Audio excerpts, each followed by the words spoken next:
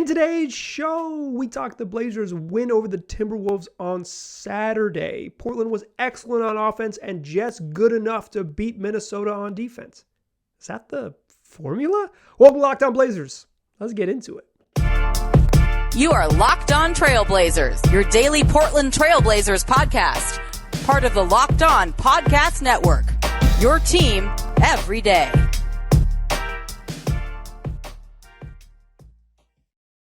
What up, world?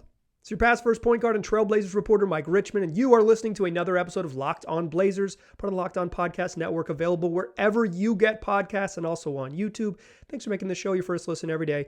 Free on all platforms, 5 days a week, coming at you every single weekday, so make it a part of your daily routine to make it your first listen is Locked On Blazers, your team every day. In today's show, we're going to talk about the win over the Minnesota Timberwolves. The Blazers played the first of a mini home set against the T-Wolves Saturday night, and again on Monday. We're right here in the middle, and the Blazers get a win in the first, and we're going to talk about that one. Talk about sort of the formula they showed in this game. It's imperfect, it's a little bit frustrating, but I think it's who they are and who they're going to have to be, at least for the time being. We'll talk about that in the second segment. And then Ben Beckeen from Locked On Wolves is going to join the show in the third segment. We'll talk his perspective from the Minnesota side and look ahead to Monday's rematch at the Moda Center. So before we do all that, though, let's do what we do. Time for the fastest recap in the West. The Blazers win this game 124-118. Portland led by 5 at the break. They led by 1 at halftime, 66-65 in a really high-scoring first half. Anfernee Simons bounced back from a really, really tough night the other night to score 18. The Blazers scored 118 and only had 18 of those in the first half. The Blazers needed him to have a bounce back game, and he didn't wait to have a bounce back game. He got going early, 18 in the first half. Damian Lillard had 15 those first two quarters.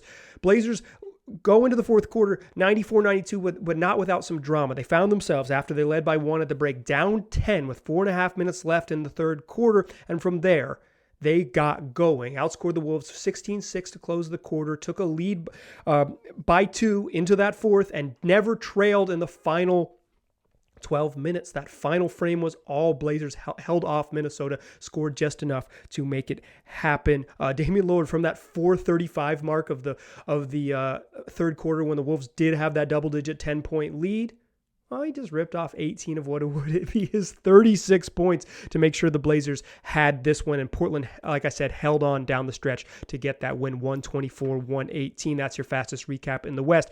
Dame, 36 points, 9 of 22 from the floor, but 15 of 15 from the free throw line, added 8 assists and 3 boards. Anfernee Simons, huge bounce back game when they absolutely needed it. He struggled against the Denver Nuggets with just 6 points. And Portland, Ant is one of the best shooters in the league. His strength is that he's a great offensive player. What do great offensive players do? They respond to bad nights with great ones. He finished with 31 points. 13 of 22 from the floor, 5 of 10 from 3. He was great. Jeremy Grant, 17-7. Josh Hart, 11 points, 8 boards, 4 assists. He was everywhere, made 3 threes, even took 3 threes. I think the volume is more important.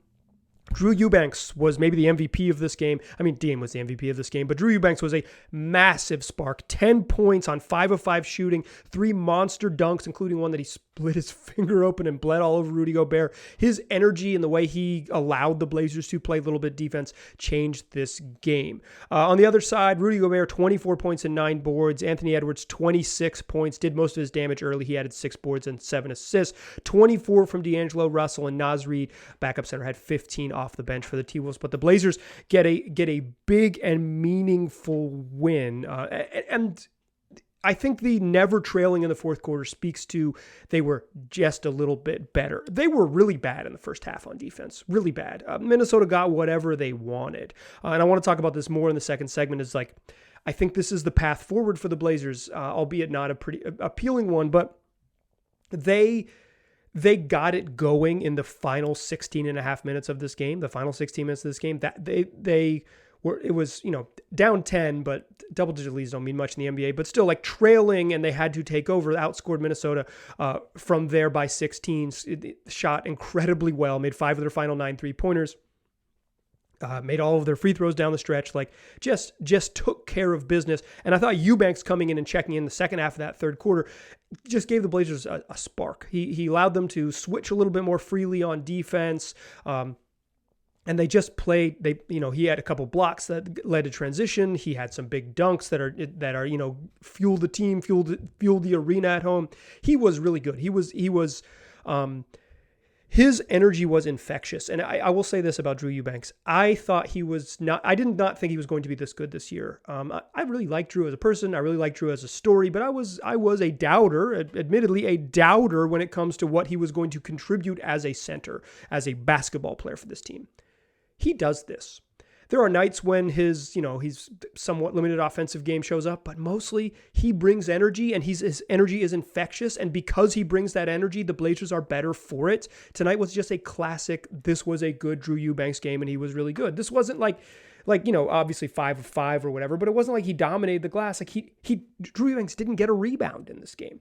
The Blazers he played 20 minutes, and the Blazers outscored the Wolves by 16 in his 20 minutes on the floor. His energy, his ability just to be who he is, to play hard and not get cheated his minutes, helped change the game. And also, in some ways, it allowed the Blazers to do just enough on defense. They were horrific in the first half on defense. Drew Eubanks keyed them with just enough. I think he would have played more if not for that cut on his hand. He had a baseline dunk.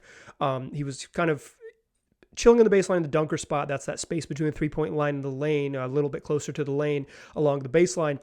He told reporters after the game that he was actually supposed to go set a screen, but the Dame started driving, and he kind of just read the drive, steps up, receives the pass, dunks incredibly hard with one hand, falls down. At that point, he actually cut his finger open on the rim. He threw down so hard, ended up bleeding all over Rudy Gobert, and there was like a stoppage to clean up the blood and all those things. But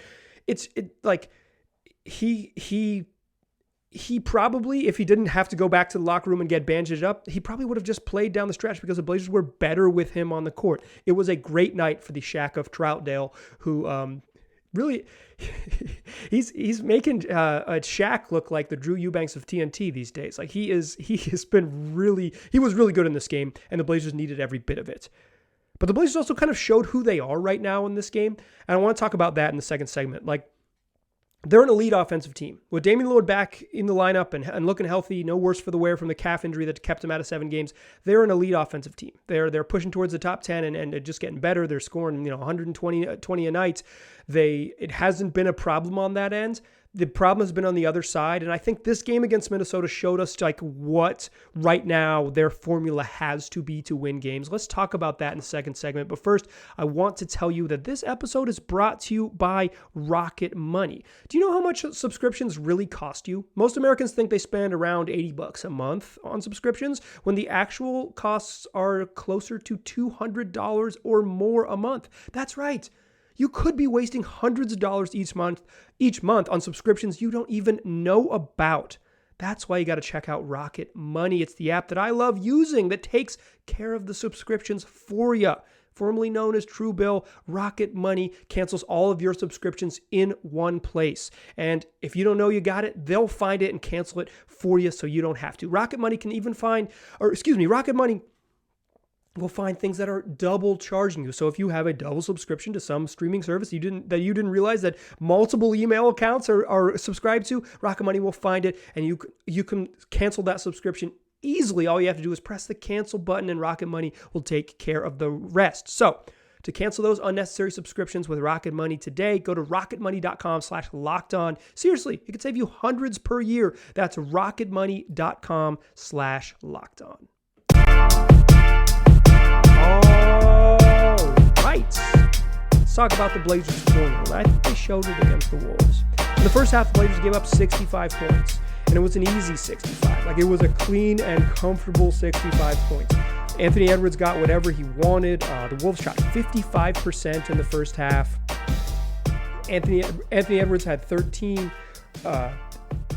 Rudy Gobert had 10, D'Angelo Russell had 11, like their big guys. Naz Reid had 11 off the bench. Like, they were just running pick and rolls, and whichever guard, D'Lo or Ant, was getting them where they need to be, and the big guy was either cleaning up with the offensive glass or just scoring on a roll. Mostly the Blazers' problem, I think, in this was a little bit of over-helping, like scared about Rudy Gobert running to the rim. Defense pulls in. You spray it out to the corner, spray it out to the wing. Now you're caught in rotations. Rudy Gobert just parked in the dunker spot. The ball finds back to him. Or, just straight up not getting back to Gobert when you're trying to guard pick and rolls. It's just basic ball screen stuff. Lamar Hurd talked about it on the broadcast. Rodney Billups, who did the sort of halftime interview with the Blazers, they do an assistant coach interview on the broadcast. He was like, yeah, we're not guarding the ball. It was like, it was just obvious. Like it was an easy 65 points, right? The thing was the Blazers were winning. They had 66. They were carving them up. Like Anfernee Simons had 18 in the first half. He was excellent, right? Like he was so darn good. So you're in the game because of your offense. And then, first few minutes of the third quarter, they're still kind of not getting there on defense. I think their defense was better to start the third quarter, but I don't think it was like this wholesale massive change. It was just they went from being pretty bad to totally passable. And totally passable is about the level you are hoping for at this point. And I don't mean that in like an insulting way. Like Portland, coming into the season, I thought the Blazers were going to be a top 10 offense and a bottom 10 defense. And that's kind of the way they're trending. So for me, I am less focused on what the Blazers' weaknesses are. I think improving your weaknesses is hard to do to a certain extent. Like you can maybe get a little bit better and clean some easy stuff up and like not have terrible pick and roll coverage. But it wasn't like the Blazers shut down the T-Wolves in the second half. They gave up 65 in the first half. They gave up 52 in the second half, 26 in both quarters. That's about it, right? Like if they give up 105, 100, 108, they're going to win a lot of games because their offense is great. If they give up 118, 120, then it gets dicey. That's the margin for error, right? Like for me, I am much worried about their strengths being strong than their weaknesses being better. If they're bad on defense, kind of just so be it. That's who I think they might be. And I am, for one, I'm just not that worried about it. It is a low level concern for me. But if their offense isn't good, then that would be a concern. Here's the thing. With Damian Lillard back on the floor, their offense has been great. It looks great. It looks better. He makes things so much easier. He is, in and of himself, a wonderful offensive player that can go get his points.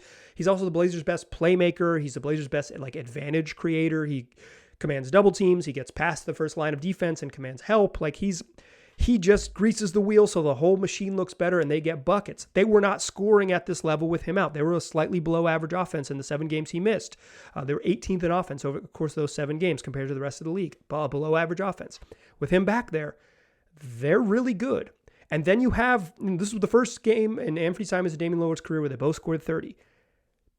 And I don't think, it wasn't like Ant played outside of his mind. You knew that against a team like the Timberwolves that have Rudy Gobert, who's most comfortable playing drop coverage, coming off the pick and not playing at the level of the screen and playing that high wall, that Ant's just going to dribble into threes and make it happen. Like he's good at it and going to make you pay if you aren't right up there. And Rudy Gobert is not going to be right up there. He's not going to be defending at 25 feet. You don't want him doing that. So Ant punished him.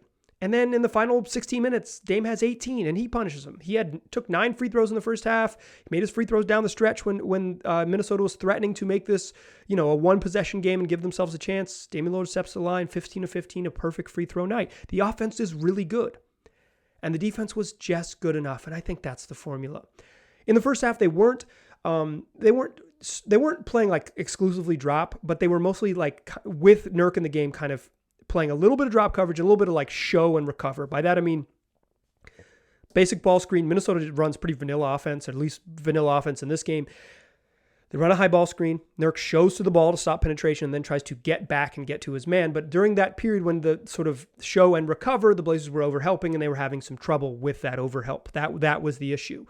They got a little bit better. They switched a little bit in the first half, like not a bunch, but they went to more of a switching defense in the second half, particularly with Nurk off the floor and with Eubanks. Eubanks just a little better guarding in space. Not as good of a sort of just like overall giant deterrent as Nurk is, but a little better guarding in space, a little more comfortable there, and they were a little better in the straight switches. That's got to be it against Minnesota in the game 2 on Monday night. Like, just switch the Rudy Gobert stuff and dare him to beat you in the post, or dare him to, ask your guys to try to fight to keep him off the glass. That's a challenge, but it will be a big thing for him. to me, that's it. Like there's a highlight where Ant did it, where he switched into the post against Gobert and battled his butt off to keep Gobert from getting good position. The T-Wolves don't want to throw the ball in there, so it doesn't matter. Like, they don't want to give the ball to Gobert in the post because they know he has limited post moves. You fight for 2 seconds, 3 seconds, 4 seconds, they're going to give up. You're going to get them taking a jumper in isolation. That's the difference, right? Is like 4 seconds of defense, containing the ball in a pick and roll so they don't get that easy first pass to get you in rotations. Like, I don't think the Blazers need to be elite on offense. Not even elite. I don't even think the Blazers need to be like above average on offense. This is their formula for now, until the personnel changes via trade or what have you, until something changes.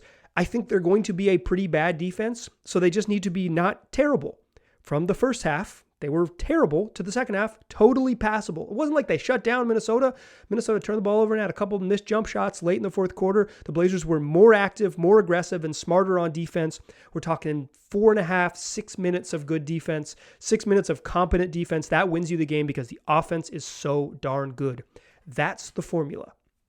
Let Dame be Dame. Trust that Ant isn't going to have multiple bad games in a row. Jeremy Grant was solid as heck in this one. He finished with 17 and rebounded better than he has. The Blazers got some offensive rebounds, which was a big one here. Won the rebounding battle. He had finished with 17 and 7 boards.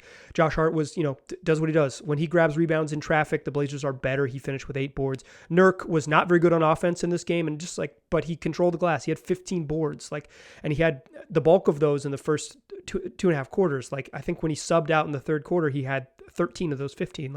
He was 12 of those 15. He was balling. He was on the glass and controlling things. That's it, right? Don't give up second chance opportunities. Be a little bit competent on defense and let your elite offense carry you.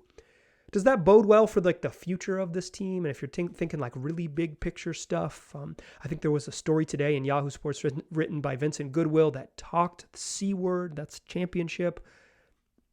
That's too much for me. That is too rich for my blood. I'm talking about being a competitive basketball team on most nights to get yourself to the postseason. This is who the Blazers are going to be. An elite offense and a defense that is better than awful. That's what they were against Minnesota. Better than awful. Awful first half. Much better than awful in the second half. On the whole, better than awful for the game on balance. That was what got them across the finish line. That's who they have to be, and I think that's who they can be.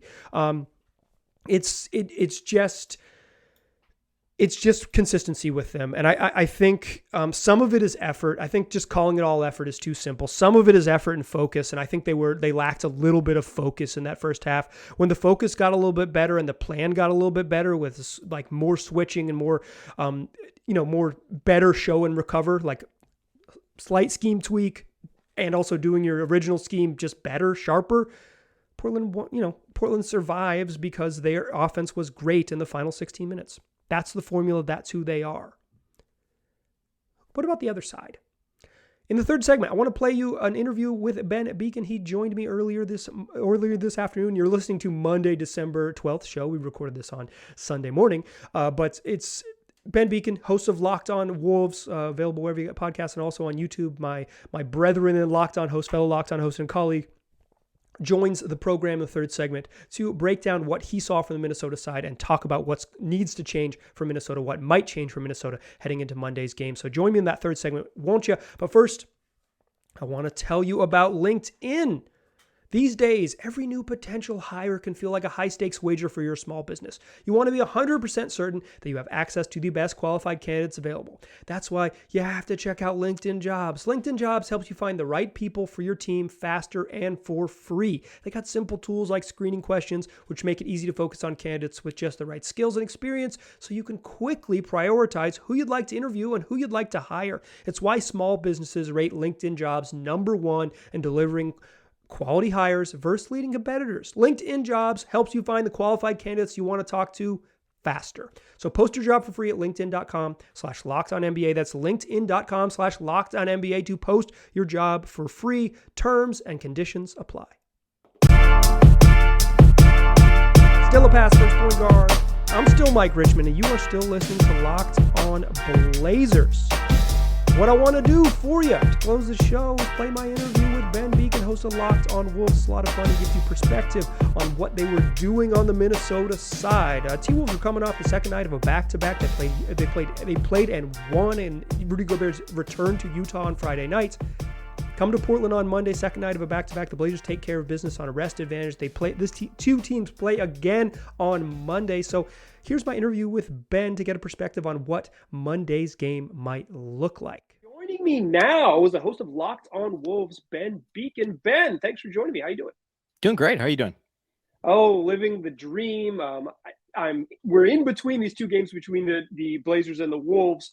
Saturday nights, Blazers come back from a double-digit second-half deficit and find a way to win. What stood out to you about that game from the Timberwolves side? Yeah, I mean, the Wolves have had a lot of problems this year with dealing with adversity, getting down in games, back-to-backs. Like it's been kind of a common thread that if anything goes wrong, things go really wrong for the Wolves. And actually, even though the Wolves ended up losing and Portland pretty much, it felt like they controlled the entire second half. Or at least the last quarter and a half or so, it actually felt like a little bit of a step in the right direction for the Wolves because, obviously no Karl-Anthony Towns, still no Taurean Prince, who's a big part of their rotation. And on the second night of a back-to-back on the road against a pretty good team, the Wolves held their own. The biggest issue was, of course, containing the Blazers' backcourt and point of attack defense has been one of the other big problems for the Wolves this year. And obviously, Dame and Simons went off in this game, and the Wolves really struggled to contain them on the perimeter. And I think that was the biggest problem. Do they have personnel to do that? Like D'Angelo Russell is not much of a defender. Anthony Edwards, for my money, has not been a very good defender this year, although he has some tools. Yep. Is there somebody hiding on the bench that I'm missing? Is it just Austin Rivers has to do it, or it's not going to work?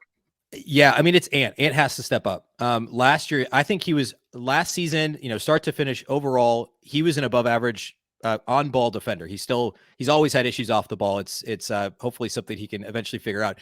This year, you're right. He's been lacking in terms of on-the-ball defense, and he normally steps up to the challenge. It's normally like, hey, go guard John Morant, and he gets pumped to do that. And that's the one matchup I think he always has gotten up for, at least dating back to the playoff series last year. But there's still a lack of consistency there. And then also scheme-wise, obviously Rudy Gobert, he only played drop coverage in Utah. That's what the Wolves prefer to play with him. And it's really hard to play drop pick and roll coverage against Damian Lillard and Anfernee Simons. So, and they combine, Dame didn't shoot the three great yesterday. I had the number here in front of me. He finished 3 for 11. Yeah. And Anfernee Simons was 5 of 10. Ant was much better in those pull-ups against Rudy than Dame was. Dame just foul merchant them to death. He just got himself to the free throw line a bunch. Well, and it's funny because they still combined for 21 3-point attempts, and the Wolves actually kind of lucked out. They were only 8 for 21 combined, which, I guess you'll take that. But like you said, 15 free throw attempts for Dame. And, typically that's when Rudy's very good is in drop coverage, but they ended up, especially late in the game when Lillard had a couple of big shots. Rudy got the one block at a key moment. The Wolves were making a run on Dame. But I mean, the Wolves ended up straight switching a few times. And Gobert's he can do that against some guards and hold his own on the perimeter. But I don't think he can take Damian Lillard one-on-one more often than not defensively. And so, straight switching those is also dicey. So I don't know what the recipe is for Monday exactly. I think they just need to be crisper, make up their minds, do something that's a little bit more consistent. And the scary thing for me is it's possible the Blazers shoot the three better on Monday than they did on Saturday. And, I guess the one thing then you can correct is not commit so many fouls, right? But otherwise, that's a really tough matchup for Minnesota's backcourt.